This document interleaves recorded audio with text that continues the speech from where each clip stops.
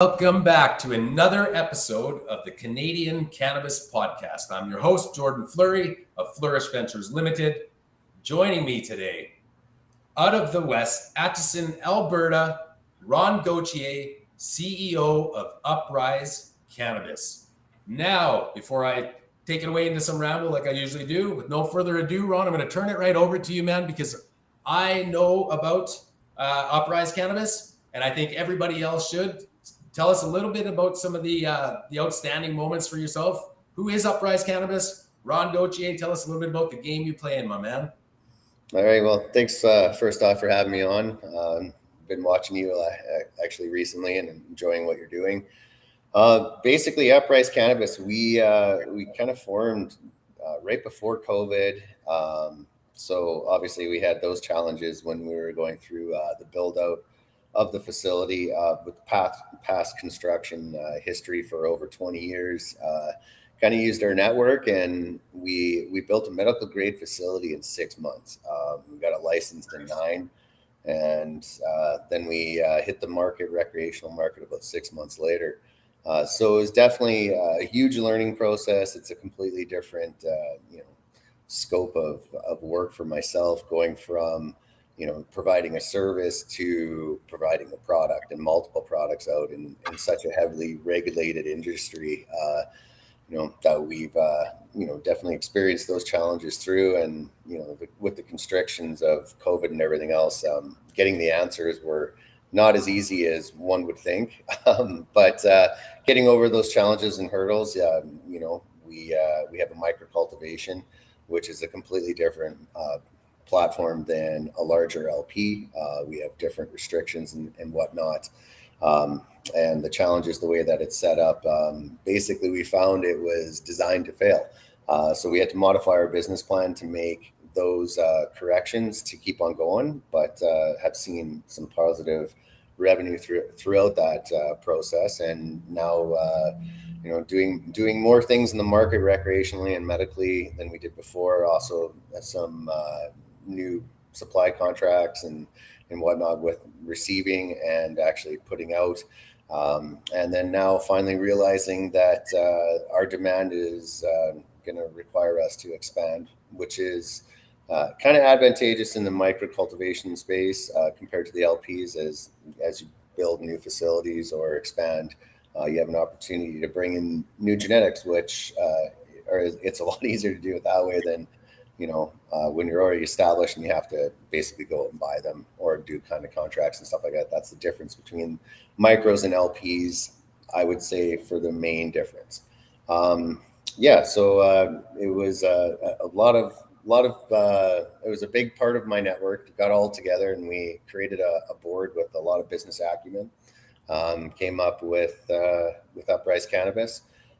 There's a lot of legacy and a lot of corporate and lawyer influence there with the board, different sets of life and different cultures and a lot of different diversity on our board that kind of gave us a great overall picture for UPRYZE to be where we are in the market today, 3 years later.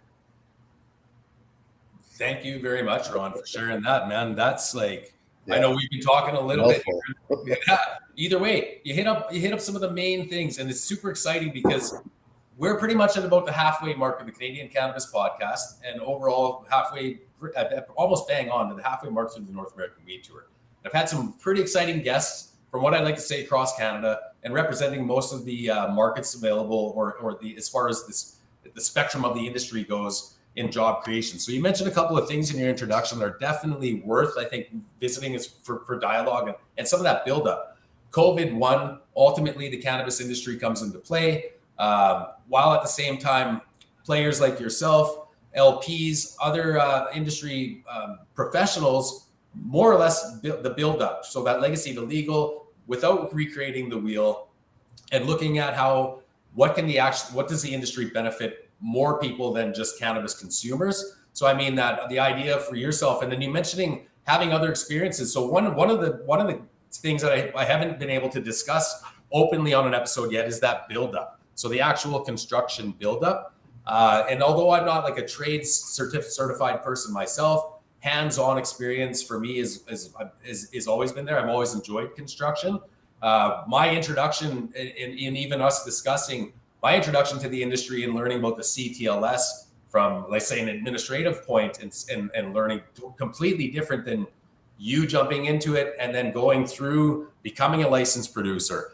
But how does that compare when you mentioned the build that you've been hands-on at the building up of a medical grade facility, in comparison, let's say, to some of the other, where for me, I built a hog barn before, and I can imagine like the square footage, looking at that, but at and even potato sheds. But at the same time, is there something outstandish to you as far as your experience of being a contractor or a construction person, or overseeing the buildup of the grow facility, time frame wise, regulations or standards that come into play, as opposed to, say, building something else in the ag industry or the food industry? Is it really that like, are there complications at hand, or is it more like, is it a pretty quick process? How would you say that compares for you in, like I mentioned, in building of construction of other facilities or other experience that you have? Okay, no, it's a very, very good question. So yeah, like, I mean, after you understand the building materials that you need to use to be successful in a cannabis cultivation facility, if you understand that and the importance of the HVAC system and how to bring the cleanest and freshest cannabis to the market, which is what we're achieving right now, you know, it has to do with construction experience and the network we had working with these other companies through different, you know, high-end commercial projects, and the industrial field that we've dealt with over the last 25 years as, you know, two separate companies. So yeah, definitely advantageous. The build out time, being hands-on, spearheading your projects, you know, getting that done in 6 months was, you know, exceeded my expectations, to tell you the truth.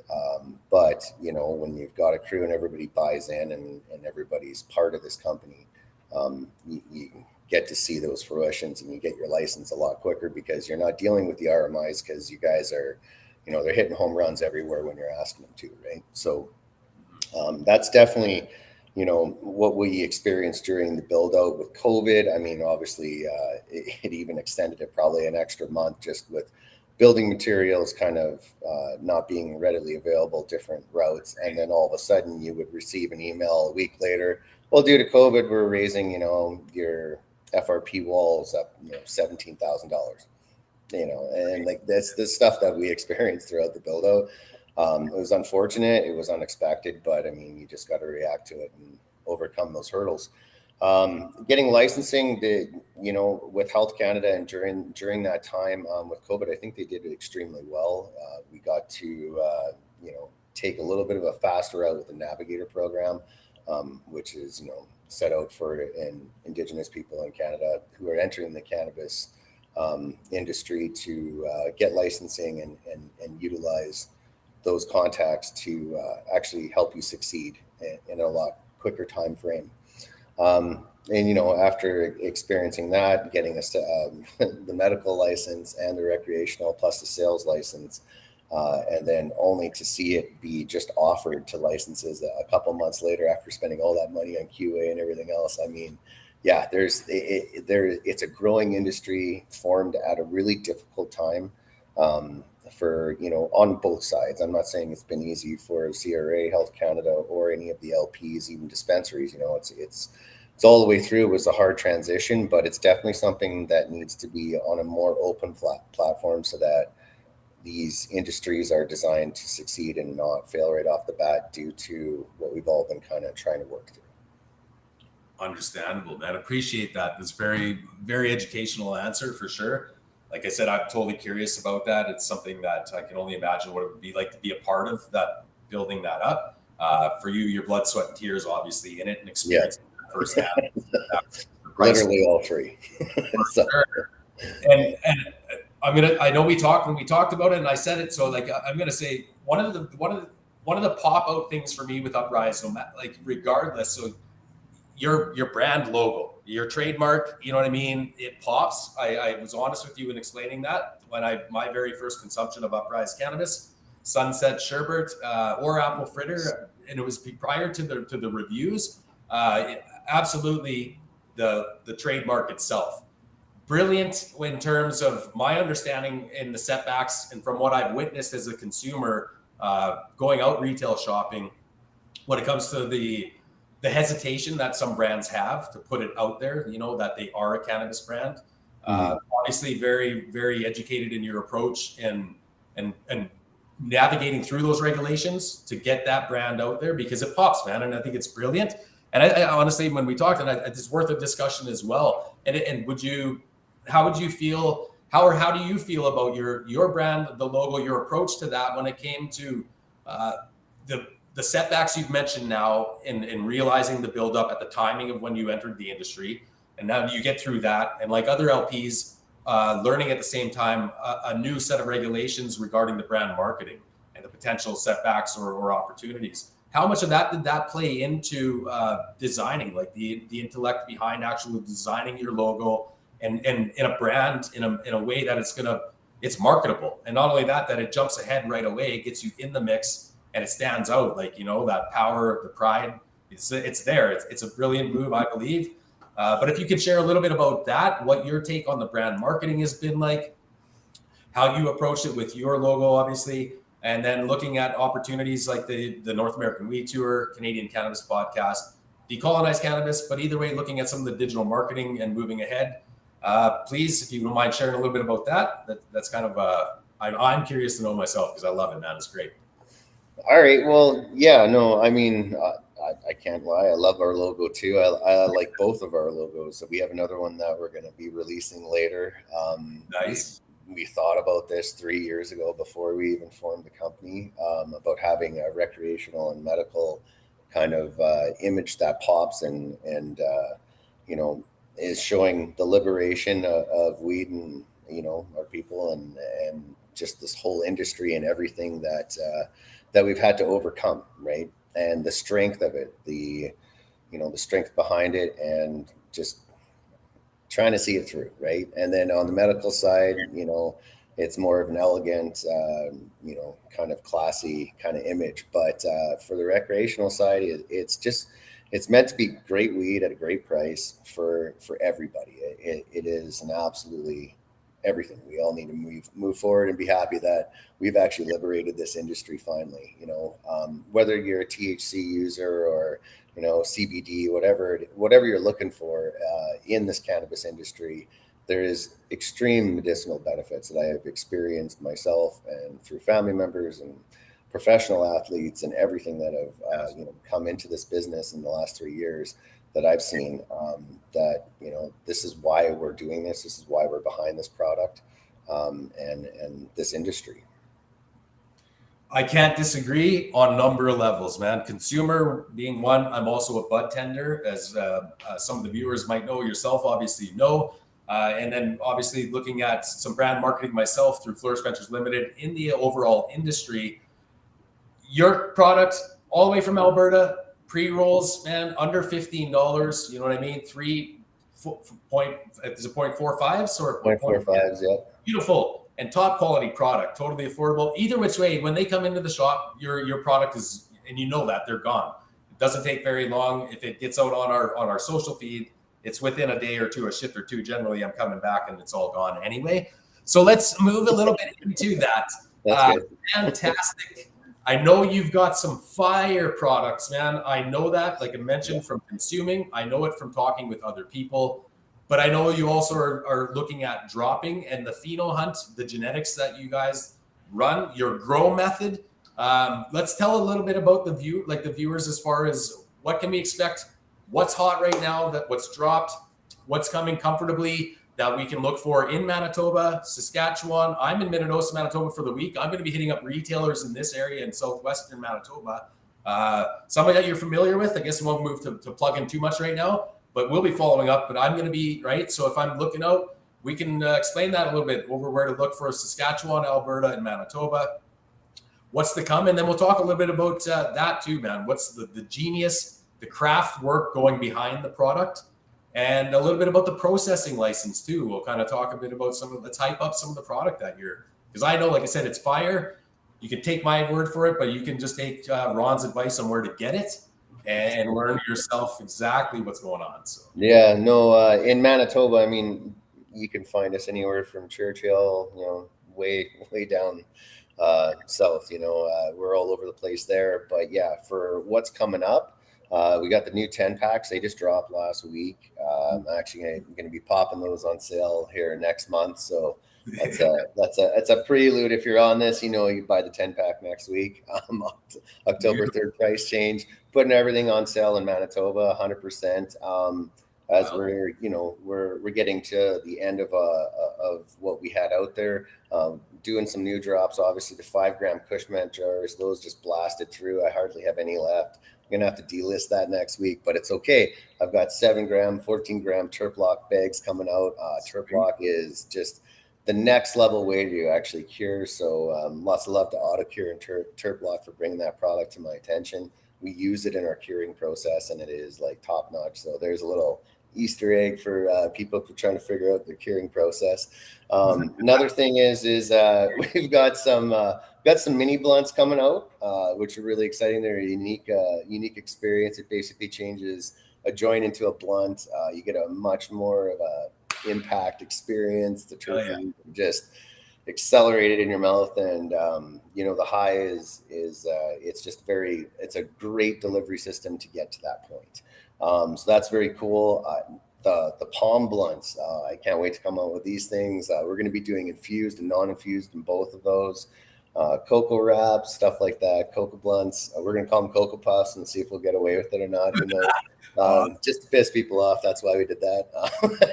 Our King Palm blunts will be called palm trees, and trying to bring out those mini blunts as Corella Slims, because it's a slick name and it looks exactly what that 101 Dalmatian broad there used to smoke. So it's pretty cool. But anyways, and then we're going to be launching the whole new extraction lineup in 2024. We're probably going to do a little bit of co-branding, stuff like that. You're going to see us out there in a lot more different style formats.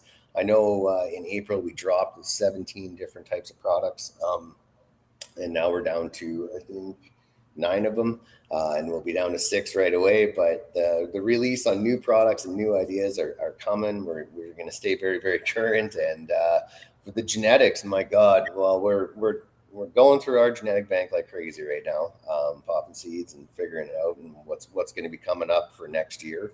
We literally have to plan, 18 months in advance, as we were thinking. So some of these are in mid thought, and some of them are in the beginning and in the end thought. But the lineup is always to keep our best strains, or the ones that people are really loyal to, like apple fritter, crumbled lime, stuff like that.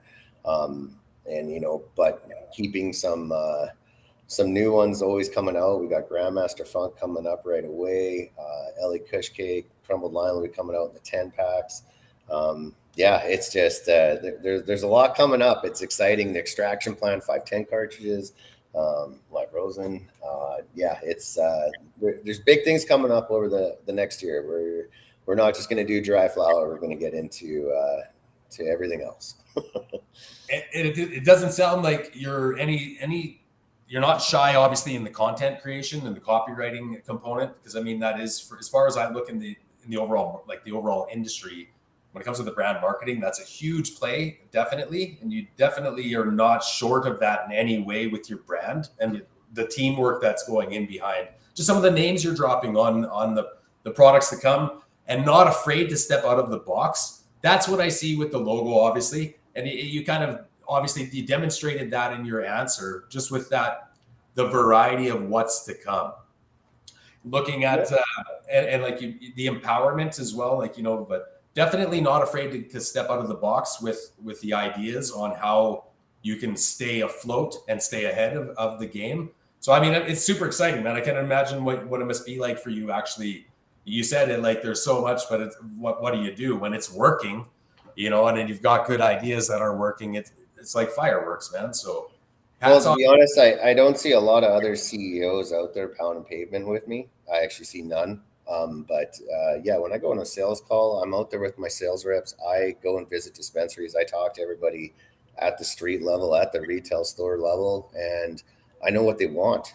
I actually, and a lot of it is shared. And as we experience these products and, talk about the things that we want to see coming up. It's the easiest way, and there is a whole bunch of different demographics, don't get me wrong, between Right. different provinces and even in cities and stuff like that. But overall, you kind of know what people want to see out in the market. So Generally, yeah, you're bang on for sure. Now that list of product and the list of flower that's coming in, there's a couple of things that come to mind once again, where why I was mentioning the out of box. One is, and I talk with retailers too, like as a consumer, but even either way, the network marketing that I do. One thing that popped with me for sure is, and I can't wait to get them back. You ran some pre-rolls using glass tubes. How was that, man? That blew my mind entirely. But at the same time, the dollar value, right? It didn't leap. It didn't turn into a $35 pack of pre-roll. That was a maneuver I believe was just also there as a bud tender. It's appealing, man. So I really captured with the maneuvers. And it's really good you said that, because I experience, some other markets, some other provinces that say they don't care about the glass packaging. But I'm hearing so much difference, right? So I think it's very demographic and opinionated of where it is. And I understand and I respect both those views as they get their intelligence from their own sector. But in reality, like when you're using glass, literally, if you look at Sunset Sherbet, that was packaged in 2021 in October. People who open it now, it's like the day it was still packaged. Hell yeah, man. We test our cannabis to 1,000 CFUs. That is the absolute strictest. You know what I mean? So, and there's no detection.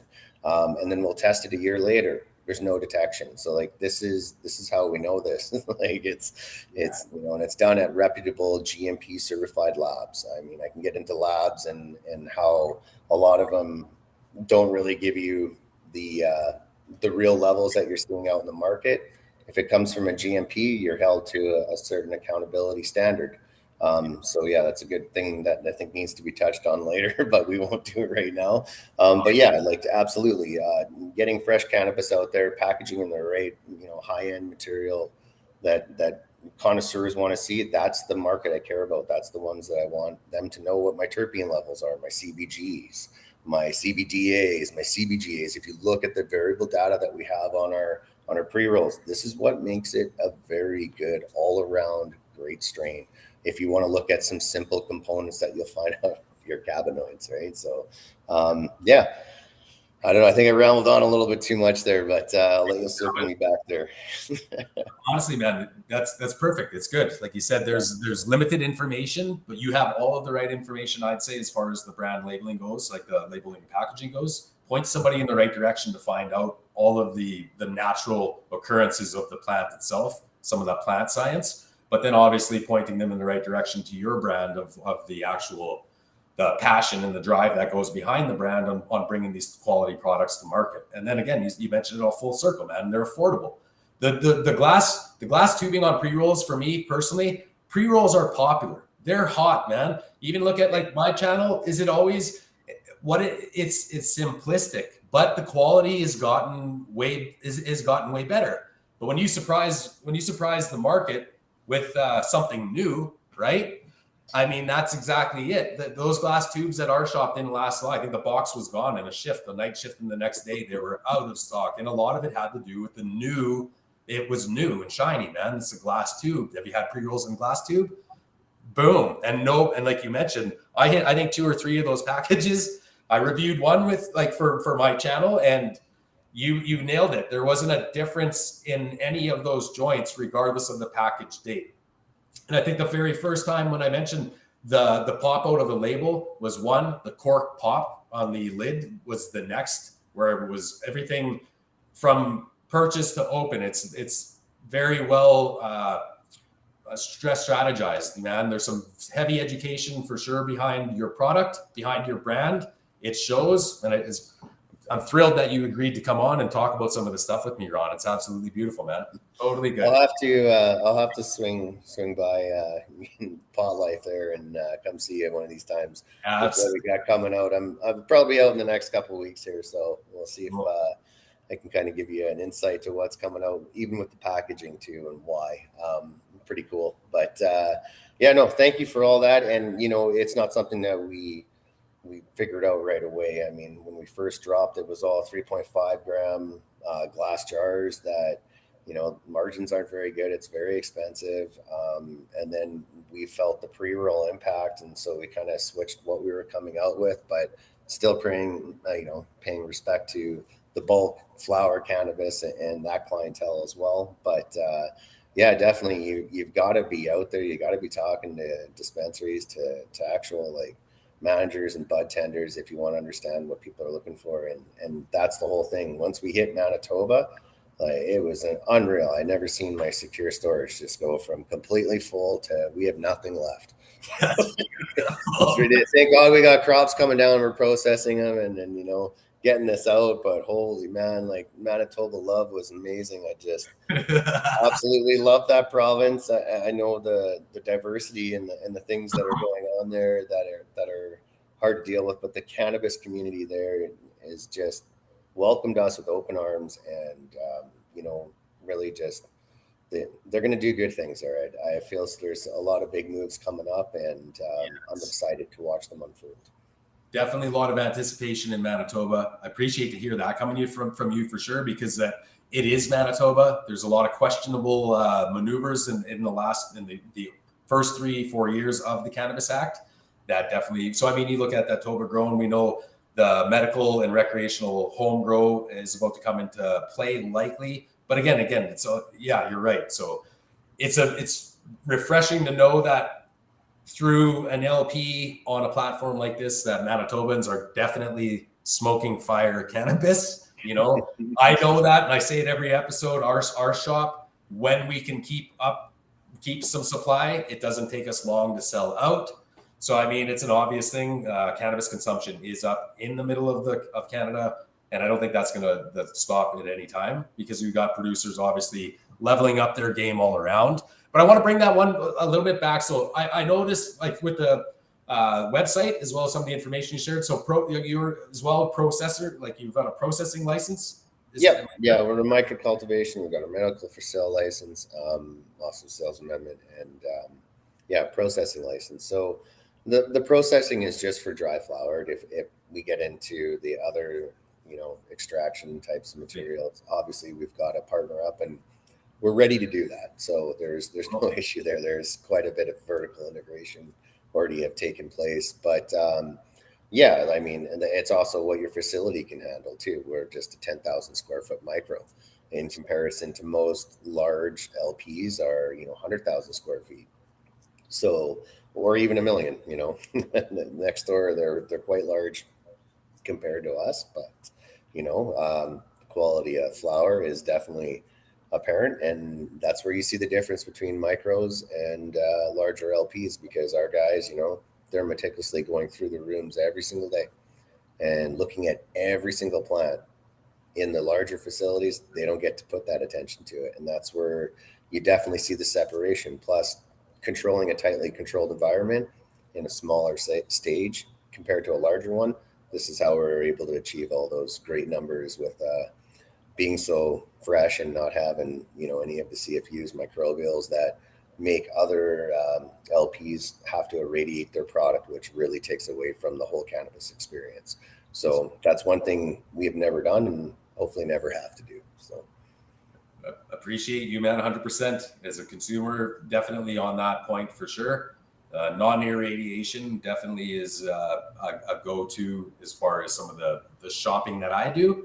Not quite going organic, you know what I mean? Full on sense that way, but definitely looking at the importance of some of the methodology going behind the plant. So I think you definitely nailed a bunch of everything, Ron. I'm looking at, it just honestly makes me want to go out and get some sunrise, you know what I mean? Some sunset sherbet, man. It's no other way. Actually, before the episode, I made a call around to see where as close as I can get it. So it's going to take me a little bit, because you're right. Manitoba loves hitting that shit in the retails, and I couldn't find it anywhere around here. I couldn't pick it up before coming to Minnesota from Winnipeg. And that's just a good indicator of what we've talked about here.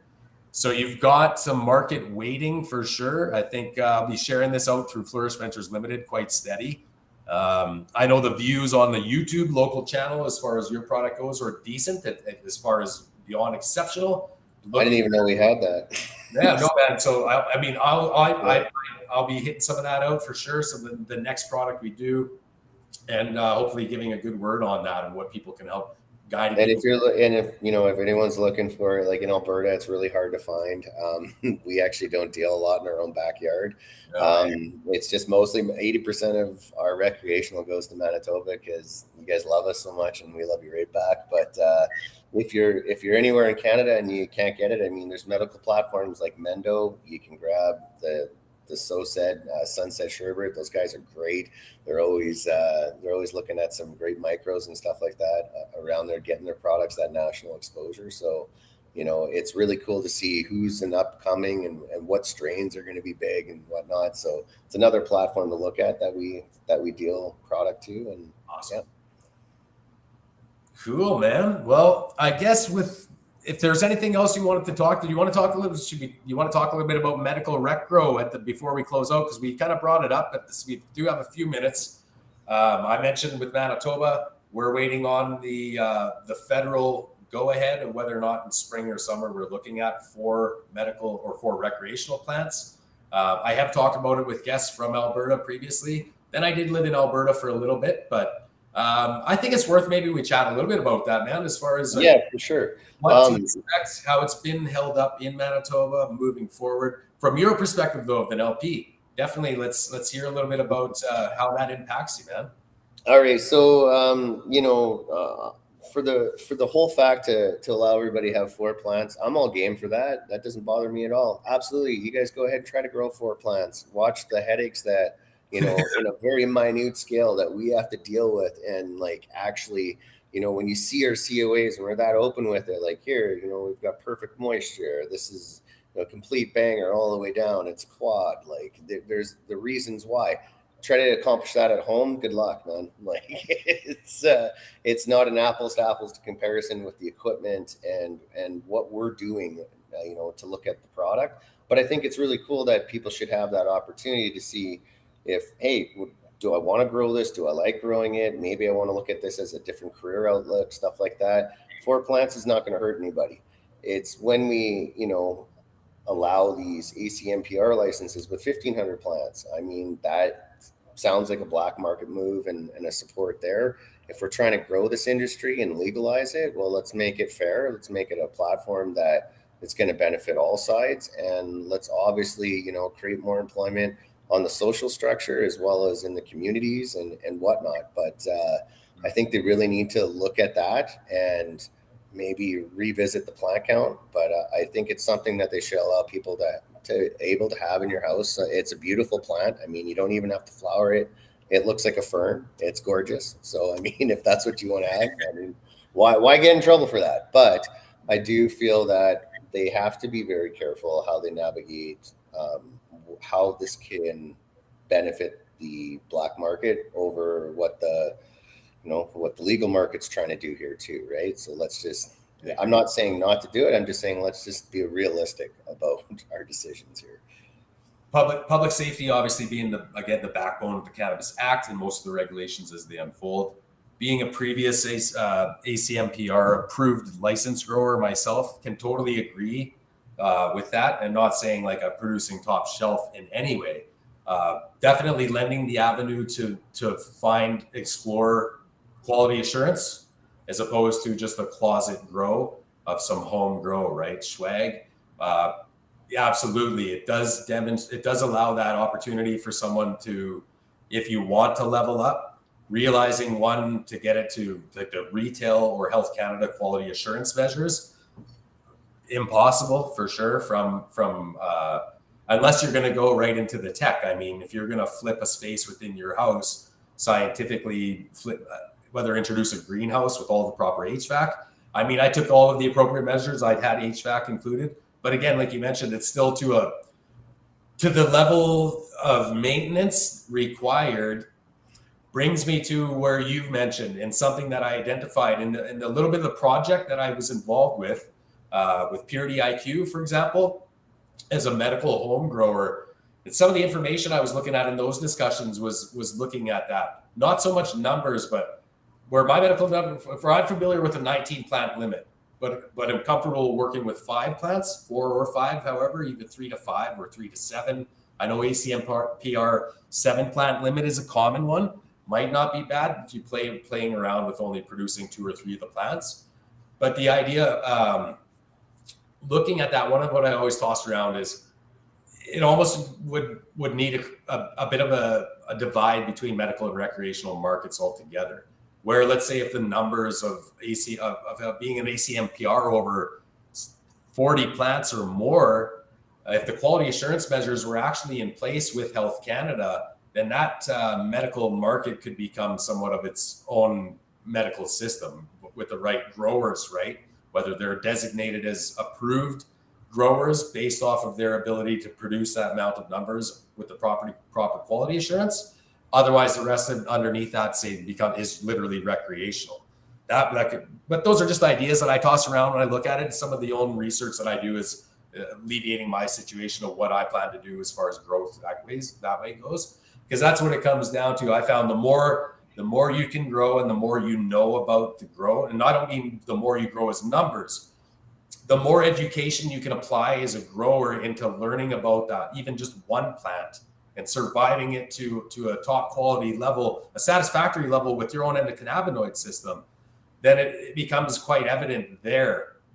To be able to put any more time into that, you kind of want to benefit other people from it too, right? So, but that system isn't even close to existing yet. But that's I would agree with you there. Finding the right resolve and without taking away from retailers or LPs now, medically and recreationally, who've kind of evolved the game, not reintroduced or reinvented, right? But who've now evolved the game to where it is, and learning to adapt and play that medical and recreational markets together, based off not always the projection of what's to come, but also alleviating some of the headaches from one or the other to have them both markets available. So it'd be tricky to figure it out, but I agree 100%. There's limits that need to be looked at.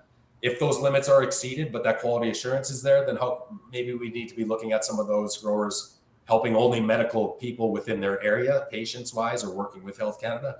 But that's the shit that excites me, man. That's what I want to look at and research these discussions. And I really appreciate you opening up some of the discussion that you did today, Ron. I know it's not easy as an LP, I'm sure, to come on and speak openly about some of what you did. Definitely, I feel it though, because I get to host it, so I don't look back, man. The rest is reviewed from here. So again, I'll enjoy reviewing what I said, and hopefully everything was on point, on side, and everyone's just got to keep in mind this is still a new industry, as much as we've operated in this space, and just having an open forum, like you said, with being able to discuss it without being reprimanded for having honest opinions, I think is the only way that we're going to move forward in a very fast and positive direction. So you've got my support here in Manitoba, man, as a professional, as a consumer, you know what I mean, as a fan, even so to speak. But Ron, we've talked, I'm going to keep following up with you, man. There's a couple of things I'm going to be cooking here in Manitoba that I would definitely want to be keeping in touch with you, as well as other LPs from your area. I know you've got plans, and we'll just wait for everything to kind of happen down the line. I'm pumped, man. We're keeping it at that. Otherwise, again, I can't say it enough how much I appreciate having you here today. I'm going to let you wrap things up with any shout outs within your means you're comfortable with. As usual, man, I've got love for my family, my friends, especially my kids. You know what I mean? The things that keep me going. Respect my region, Indigenous Bloom, Pot Life Cannabis. And I'm an empathetical guy, man, so the list can definitely keep going on. But where my love is at is where it stays, where it grows, keeps me going. I appreciate it all. And if you've got something that you want to share in closing, Ron, please do that and just wrap us up. Take us home, man. Just basically thank you for your support all the way around and having me on the show. I appreciate that. I can't wait to circle back, hopefully in less than 3 months, to be able to elaborate a little bit more on what we previously discussed. But just the teams that I've come across, East Coast Cannabis, EC3, these guys are amazing. Yeah, and the 1001 group, Fernando de Capa, amazing network, great guy. Yeah, these are definitely some key groups that, in the last little bit have definitely set the stage and help us get to that next level. So thank you very much, Ron. Right on.